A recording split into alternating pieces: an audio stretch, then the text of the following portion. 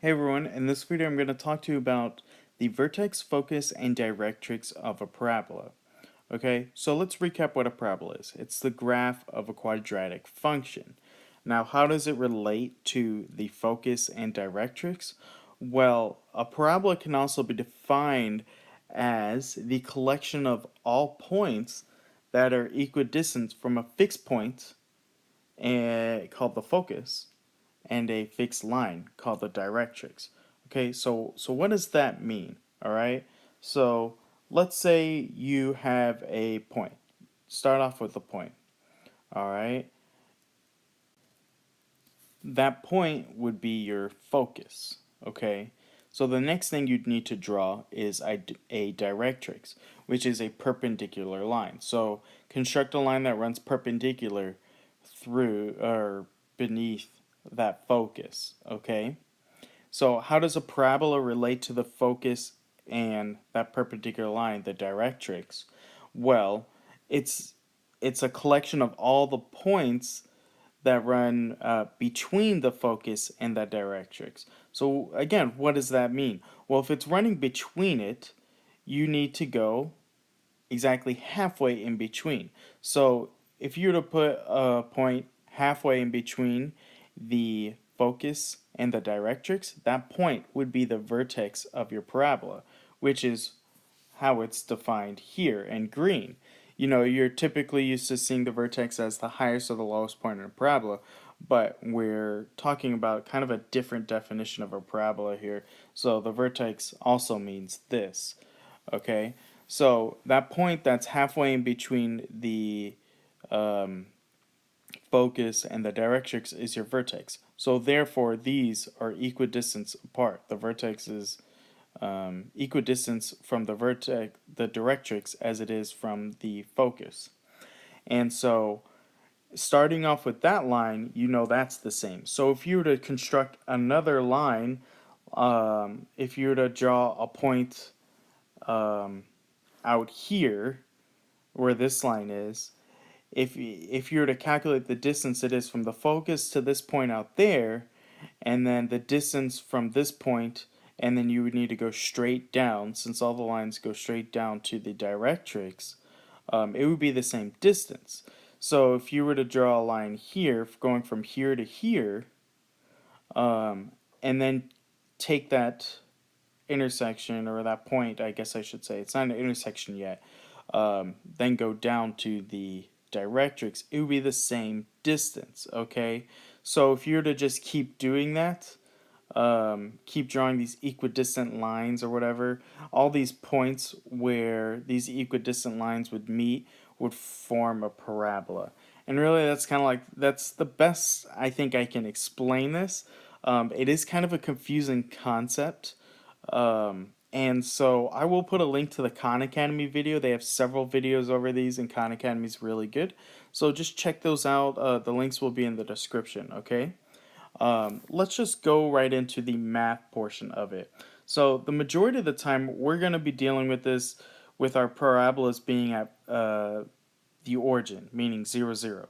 That's where they're going to start. So the vertex is at 0, 0. And in this section, you're actually going to have some sideways parabolas.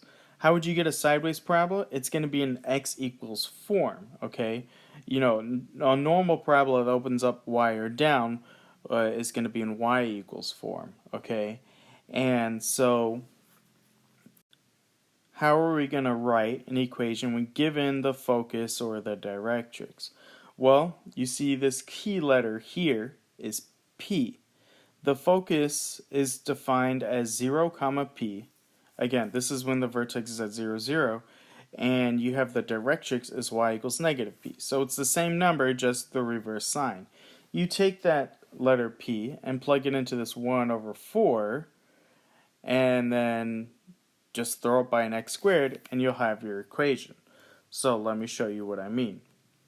Here we have a focus at 0, comma 2, which means your focus, or your P, is 2. And so you see how 2 is the same number as negative 2, just the opposite sign. That's what I said when I was talking about this.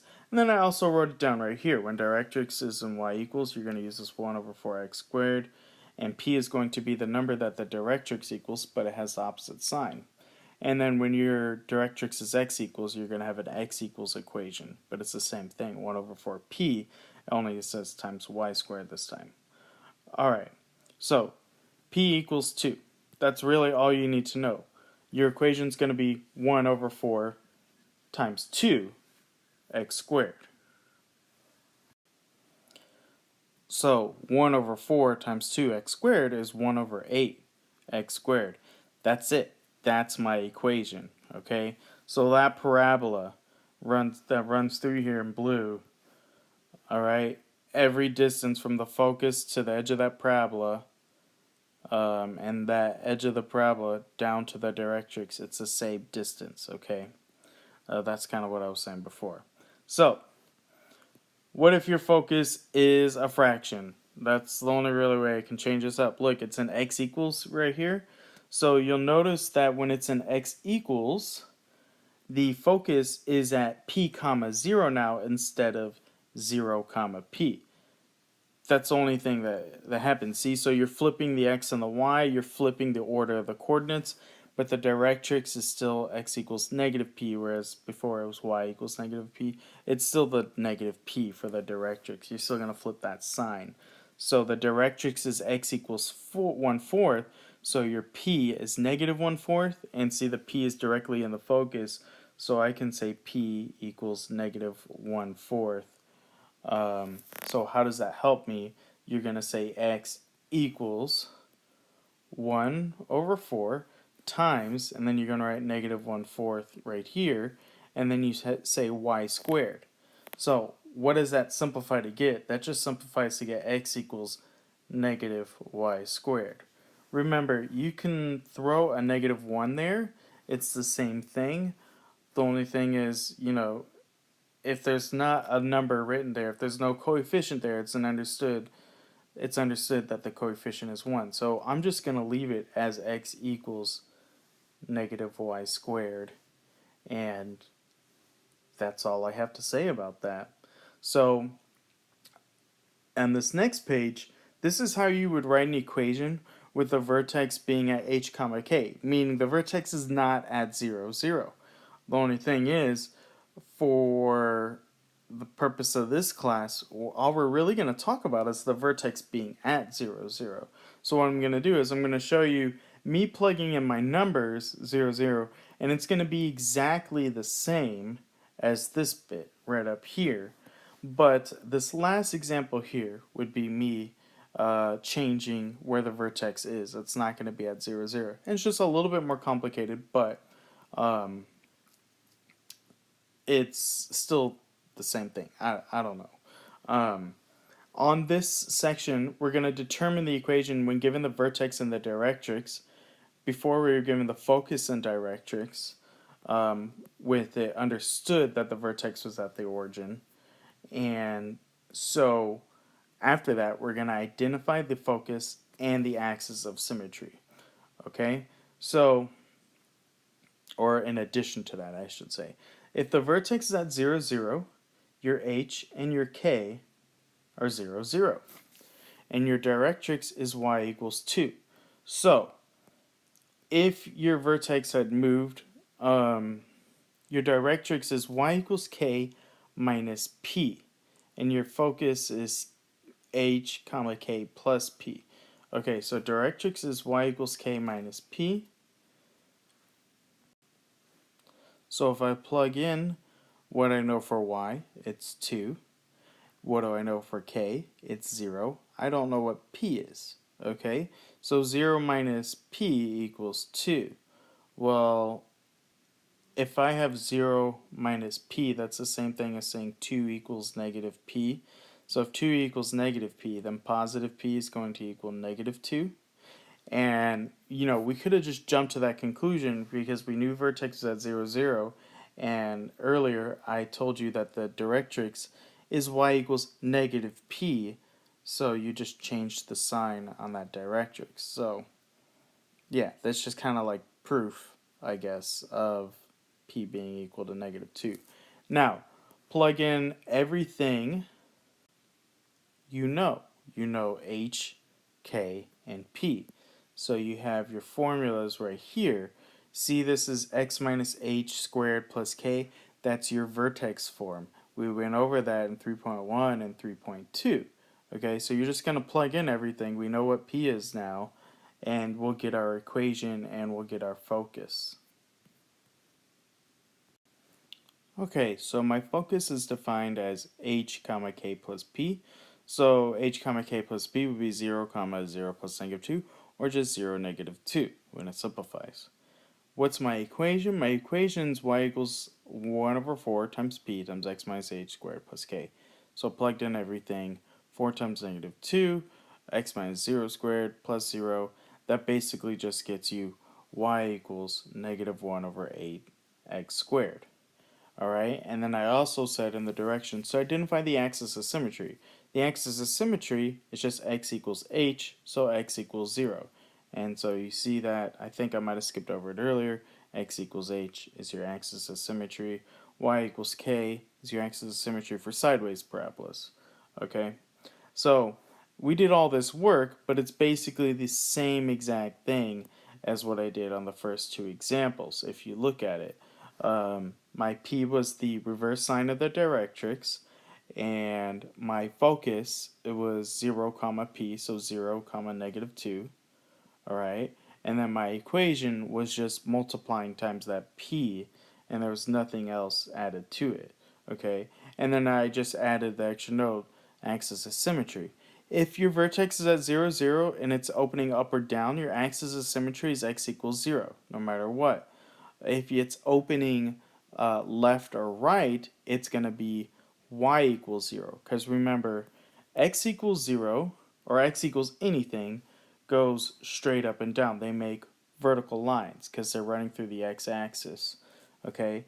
Now, if you have a sideways parabola, they're going to be in y equals because your axis of symmetry is going to run horizontally. So horizontal lines are in y equals form.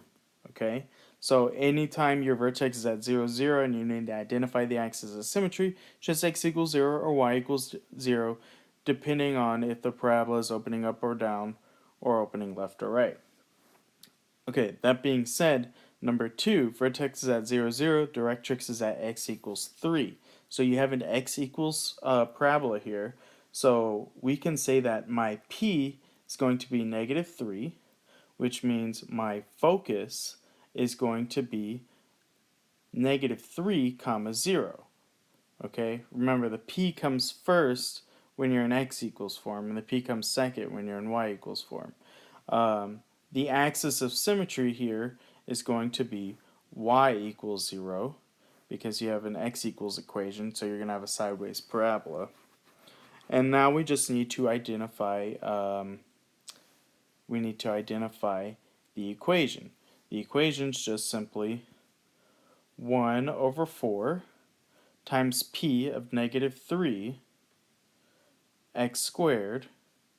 Oh, sorry, it's x equals, so it's going to say y squared, and just simplify that. X is going to equal negative 1/12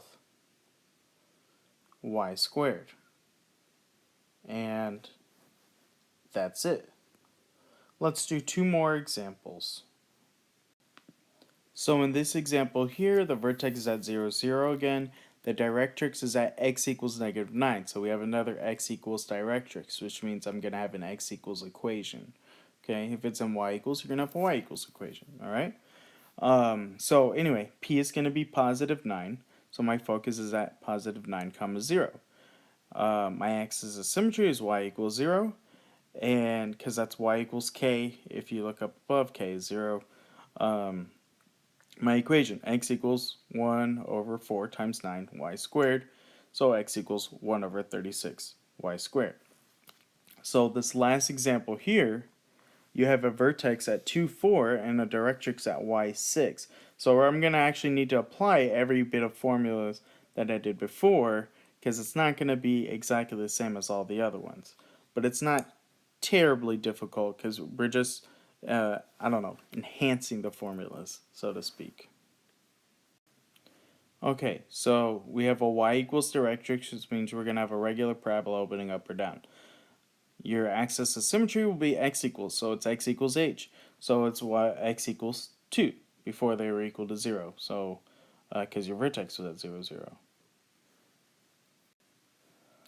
So the next easiest thing to figure out would be p. Alright, so right here I wrote the formula for the directrix. The directrix is y equals k minus p. The directrix is also given to you as y equals 6. So I wrote 6 equals, and then k is 4, so 4 minus p. So I subtracted 4 to the other side. I got 2 equals negative p, so p equals negative 2. Alright? And so now that we know our p, we can plug it in, and we can plug in h and k to get our equation. So your formula is y equals 1 over 4p times x minus a squared plus k. So plugging in p as negative 2, plugging in h as 2, and plugging in k as 4 gets you a final answer of y equals negative 1 over 8 times x minus 2 squared plus 4. Okay, so that's as complicated as they can get for this section. And like I said before, you're going to, the vast majority, if not all the time for this section, you're going to have the vertex at 0, 0. So it's really kind of, I don't know, streamlined when the vertex is at 0, 0. So I hope my explanations helped.